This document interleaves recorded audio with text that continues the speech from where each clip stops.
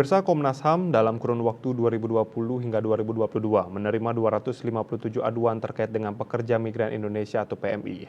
Hal tersebut diungkapkan Koordinator Subkomisi Pemajuan Komnas HAM RI, Anies Hidayah, seperti dikutip dari Kantor Berita Antara Minggu 18 Desember 2022.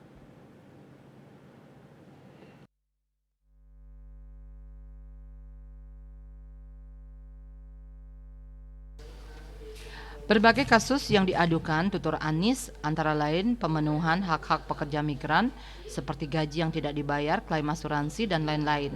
Kemudian juga terdapat aduan terkait permohonan pemulangan pekerja migran seperti aduan kesulitan pemulangan jenazah, hilang kontak hingga dugaan penyanderaan oleh pihak majikan.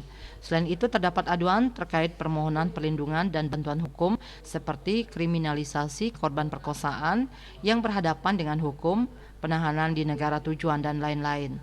Sepanjang pandemi, tutur Anies, ribuan PMI menjadi korban tindak pidana perdagangan orang (TPPO) melalui skimming di Kamboja, Myanmar, Laos, dan Filipina. Data Komnas HAM menunjukkan bahwa perusahaan penempatan pekerja migran Indonesia P3MI menjadi pihak yang tertinggi diadukan.